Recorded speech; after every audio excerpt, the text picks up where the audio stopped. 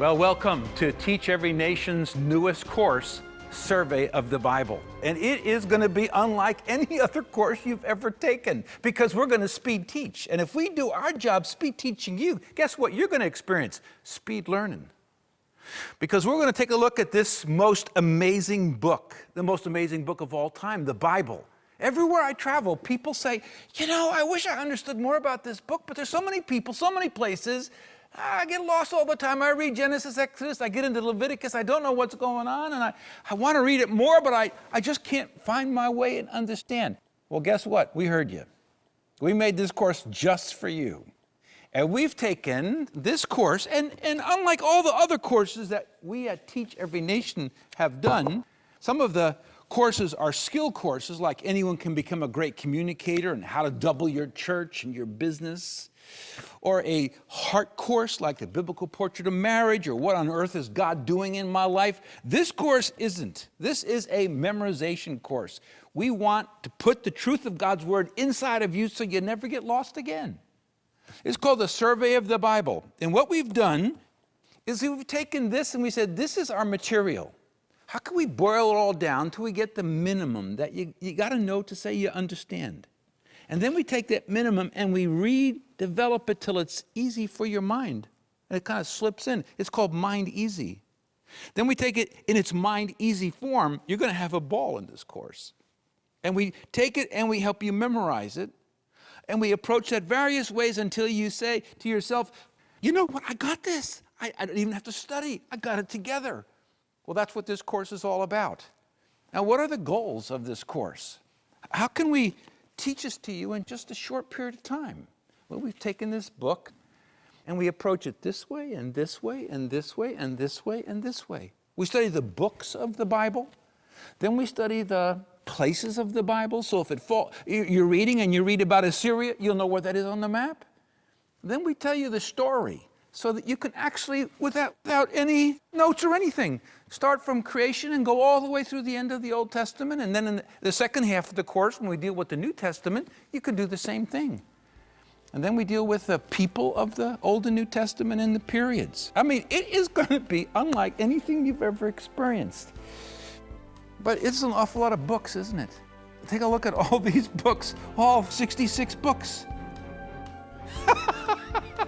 We are going to study those, and you're going to have it, but watch out, because I can promise you one thing. You'll never know what's going to happen next when you're in a Teach Every Nation course.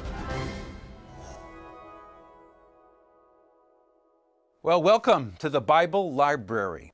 Do you know a simple way how to remember how many books there are in the Old Testament and the New Testament? Well, come on and join with me over here to our touchscreen, and let me show you. You'll never forget. Think about the word Bible, because it has two parts to it. In your Bible, there is the Old Testament. Do you know how many books are in the Old Testament? Well, let me show you a way to remember. How many letters are here? 1, 2, 3. How many letters are there in the word Testament? 1, 2, 3, 4, 5, 6, 7, 8, 9. That's how many books there are in the Old Testament. You'll never forget it. Now, let's take a look at the word the New Testament. If I spell it right, it should be the same number of letters. There are 1, 2, 3, and 1, 2, 3, 4, 5, 6, 7, 8, 9. Many people say, I love the Old Testament, but my favorite is the New. I like it more times, many times more. Well, what's 3 times 9? It's 27. Guess how many books there are in the New Testament? 27. And when you add these two numbers together, on most days, what do you get? You get 66. Guess how many books there are in the Bible? 66. All right, say it with me. How many books in the Old Testament? 39. How many books in the New Testament? 27. You got it? Well, then turn in your workbook. And let's see if we can't summarize that. Number 1, the number of books in the Bible is 66. The number of books in the Old Testament is 39, and the number of books in the New Testament is 27. Here are 3 of my favorite quotes about the Bible. Patrick Henry said, "The Bible is worth all other books which have ever been printed." Daniel Webster said, "I make it a practice to read the Bible through once every year." And Charles Hodge said the best evidence of the Bible's being the Word of God is found between its covers. Now that you know that the Old Testament is composed of 39 books, the next question is, how are those Old Testament books organized? You may have wondered why the books of the Old Testament are in the order they are in your Bible. Because, believe it or not, many of the books are out of chronological order. Take a look at these books for a minute. Here's our Old Testament library of all 39 books, starting with Genesis. Let's just pick a book in the middle of these two shelves. How about Nehemiah? You would think, if this was in the order in which it was written, that Nehemiah takes place before Job and Psalms and Proverbs and all these prophets, but it doesn't. It's out of order. In fact, guess what? This book, the last book in the Old Testament, Malachi, or the Italian prophet as we call him, Malachi, they are contemporaries. Do you see that? Nehemiah is way over here, but it belongs in time over here. And if you didn't know the answer to how the Old Testament is organized, you may be confused as you try to understand how do I read this Old Testament so it makes sense to me? Well, the books are organized, therefore, by the type of book that it is, not the time of the contents of the book. Let's see if we can't summarize that, but we're going to get into it now. And I want to, if you don't mind, take off my professorial coat, even though I have my professorial bow tie on, and I have our father's original pocket watch, which is now 88 years old. And we're right on schedule. But let's go over our touchscreen for a minute and see if we can't give you some more helpful insights. This is going to help you a lot. When you think of the Old Testament, you realize that the Old Testament has 39 books by now. And it has 3 parts to it. And that's how many parts there are in the Old Testament. The first one has 17 books in the first part. And the middle part and the third part. The third part has the same number of books as the first part. So guess how many books are in the third part? That's right, 17. And since there are 39 books in the Old Testament, and there's 17 and 17 is 34, which leaves there's 5 in the middle. That's how the books are organized, not by time, but by type. Well, what's this type? Thanks for asking. This is called the historical books, and there are 17 of those. And this is called the poetical books. See that different type? And there's 5. And this is called the prophetical books. And you already know by now how many books are in there. So let's review for a minute. Say this with me. The Bible has 66 books. Say it out loud. The Old Testament has 39 books. The New Testament, 27 books. And the Old Testament has how many parts? 3 parts. That's it. You're getting it. Historical books, 17. Poetical books, 5. Prophetical books, 17. Now fill in your workbook as we review this just one more time. But let me kind of get it more professional looking like your workbook. So on your chart, on the left-hand column, write down the words historical. 17. In the middle, write down the word poetical, 5. You already know this by now. And prophetical, 17. Now, these 2 long columns are divided even further to help us remember it. Right in here, Genesis, Exodus, Leviticus, Numbers, and Deuteronomy is called the Pentateuch. Penta means 5. We've also known this as the books of Moses. And the bottom doesn't have a separate name. It's just called historical. But when you move over to the prophetical books, if you've ever noticed, these books, Isaiah, Jeremiah, Ezekiel, and Daniel, are long books, and all the rest of them are shorter. So they've named it the major prophets, and there's 5 of them, and the minor, there are 12. I want to just show you 3 more things, as you can write in your workbook. These right here, these are the stories about the entire Bible, which means the things that are here and here fit back into these stories. And the middle one is, in this story, there were some people like David and Solomon that wrote songs and wisdom and poems. And then right here, the prophetical books from Isaiah through Malachi, those are the sermons that God used to preach through the prophets to the people of Israel. And so he sent prophets to preach to the kings, the priests, the elders, the people about what God wanted them to do and to stop doing. Now let's stop for a minute and make 3 other key observations that you can write on your chart because it's really an eye-opener. For instance, if this is the story, then why don't we just draw a line from here to here, and from now on, you'll never be confused. The story begins here and it ends there. That's where it fits. Which means then you should be able to put all these books over here and all these books over here, and you can. For instance, how about just taking one book, the book of Psalms? Who wrote most of the Psalms? David. That's right. And he lived in the story. And the question is, which book did he live in? He lived in the book of 2 Samuel. Now you know.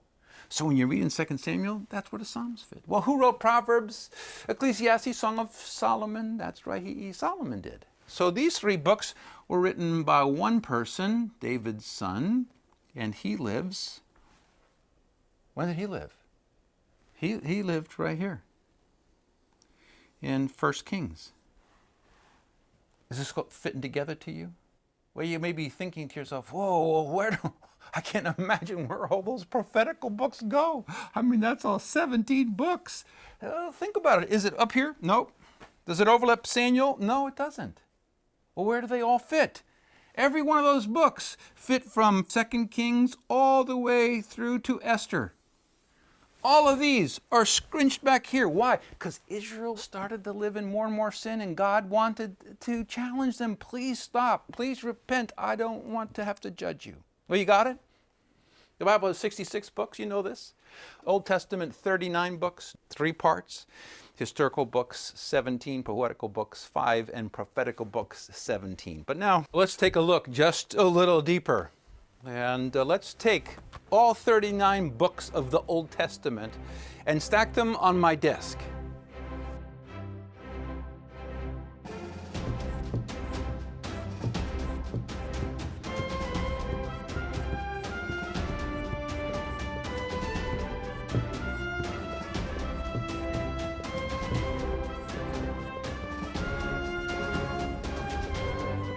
Well, there you have it, all 39 books of the Bible in a complete library for you. But I want you to think about what you just saw, because you may remember the 10 course we had, How to Teach So Your Students Excel. We talked about how to speed teach. How about that as an illustration? Well, let's go back to this, because what I want to do is to take what we put on the touch screen and make it more tangible to you and to me, because many of us learn more visually. So let's take these 39 books. The story doesn't here and end there. The story begins here and it ends at the end of the historical books, which is, I think, the book of Esther. So if we were to just move these down here, what you have are the 17 historical books. And there's Job, Psalms, Proverbs, Ecclesiastes, Song of Solomon, which means all of these prophetical books, let's move those out too, about the same distance. So what you have here are the 17 historical, the 5 poetical, and the 17 prophetical. All right, let's take what we reviewed a minute ago just to get this in your mind for one more time. What we have here is the 17 historical books and the 5 poetical books and the 17 prophetical books. You remember what we had at the bottom of that? We had 3 other phrases for you, because the first one is all about remember it? All about the stories of the Old Testament. And the middle part is all about the songs and the poems. And the last part are all about the sermons that took place back here. Well, now you got it. In a few moments, we're going to come back to these 39 books, and you're going to see one of the most amazing ahas when I'll take this apart and restack every one of these 39 books where they actually fit with the historical books. Well, how about that? You've already learned a lot about the books of the Bible in only a couple of minutes, and we're just getting started.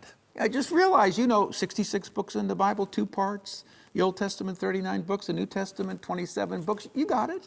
But before learning more about the Old Testament books, how about I just share the story with you of the Old Testament on this map in about 2 minutes. Let's try it. Ready, set, go. The Old Testament starts up here with creation and the fall of man, and God eventually calls Abraham and promised the land. He lives where he was born in Ur and travels around to Canaan, where he had Ishmael and Isaac. And eventually Joseph is sold into Egypt, and there's a famine, and the Jews go into Egypt. Then God raises up Moses, who leads the people out of Egypt through the Red Sea, down to Mount Sinai, and they wander in the wilderness until Moses dies. Then Joshua crosses the Jordan River, destroys Jericho, conquers the land, divides it up into 12 tribes. And there was a period of judges where different people ruled. And at the end of the judges, a new period begins called the United Kingdom, where one king ruled all of this land, like David. And then after Solomon died, his son came on, and he was a terrible leader. The people said, we don't want to follow him at all. And the nation split in half, just like this. This was Israel, and this was Judah. And eventually God raised up Assyria up here, who came down and conquered Israel and scattered them up here. And later on, the Babylonians came around here and conquered Judah and brought them back to live in Babylon. We call this the exile. Then Persia came and conquered Babylon. And the Persians said, go ahead and go back home. And so they did, in 3 waves, to rebuild the temple and the walls under Zerubbabel, Ezra, Nehemiah. And believe it or not, that's the story of the Old Testament in less than 2 minutes. You see, that's the irreducible minimum. Well, now that you know that the Old Testament books are organized by the type of book and not by the time that each book occurred, let's take a deeper look so that you can understand the Old Testament a lot more thoroughly. But first, we have to take these books and put them back on here. How do the Old Testament books really fit together since they're out of order? Well, I'm going to take these down one at a time and set them where they belong and put the books on top of them if they occurred on the same time. There's Genesis. That's one of the major story books. Then follows Exodus, which follows right upon the end of Genesis. Then comes Leviticus, and believe it or not, Leviticus only takes place in a few weeks right between Exodus and the next major historical book, which is Numbers. The history doesn't really go much in Leviticus. And then when you come to the book of Deuteronomy, it may surprise you, but there's hardly any story here except Moses died. This is when he gets up and he preaches his last sermon and reviews the history, and it takes place in about a month. And then we have the next 2 books, which are historical books that follow the story and continue it going. So if you want to read the Old Testament in order, you'd read Genesis, Exodus, Numbers, Joshua, Judges. And the next book we come to is the book of Ruth. And the book of Ruth doesn't take place after the book of Judges. Instead, it takes place during the book of Judges. So now we change gears, as you'll learn when we talk about the periods of the Old Testament.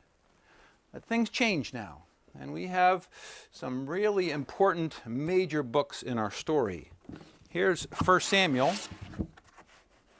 followed by 2 Samuel, continues the story.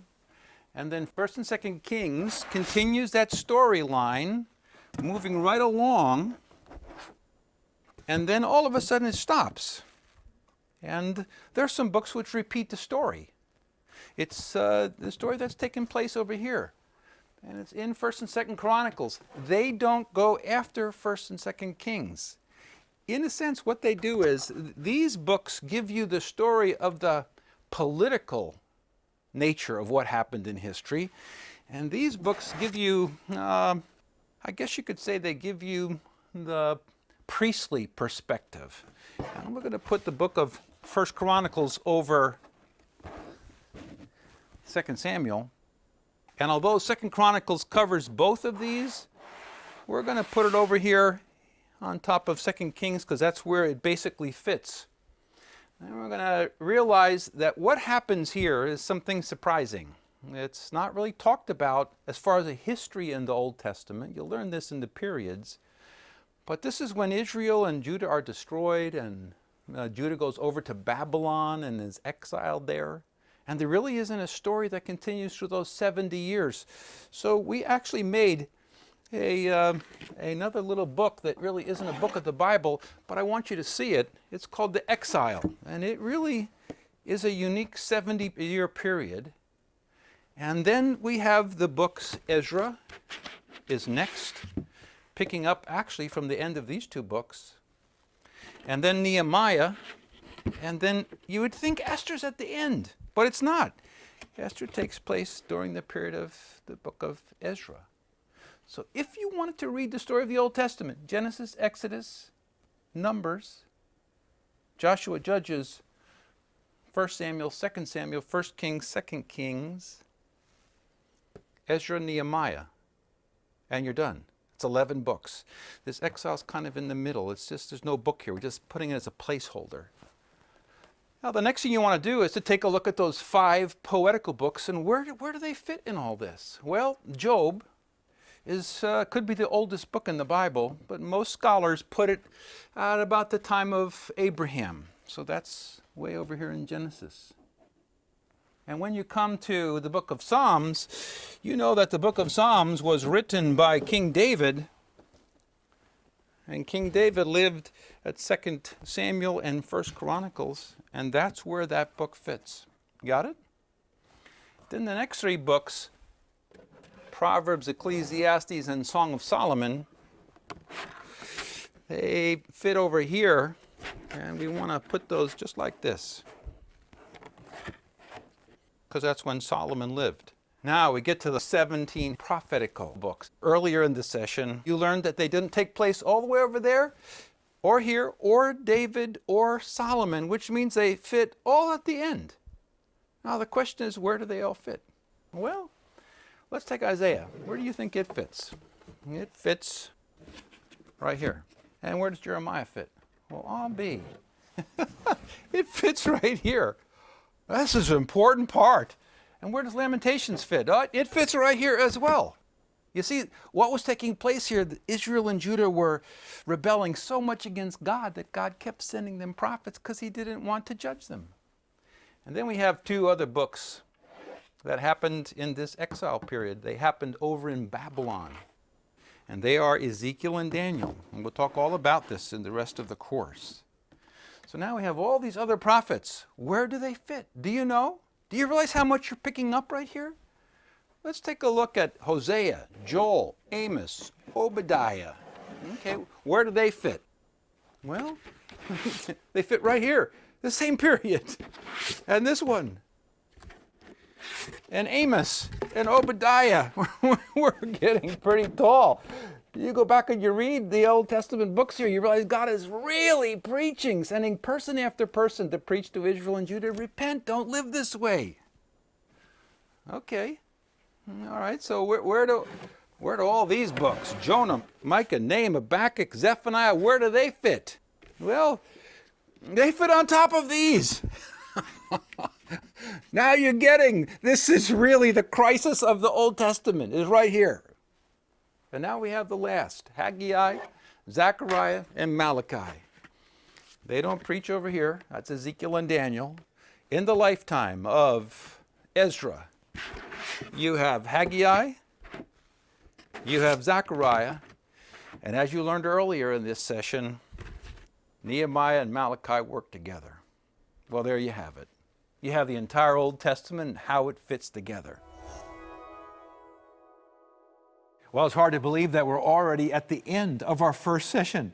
You must be saying, I have seen and learned so much, I can't believe it.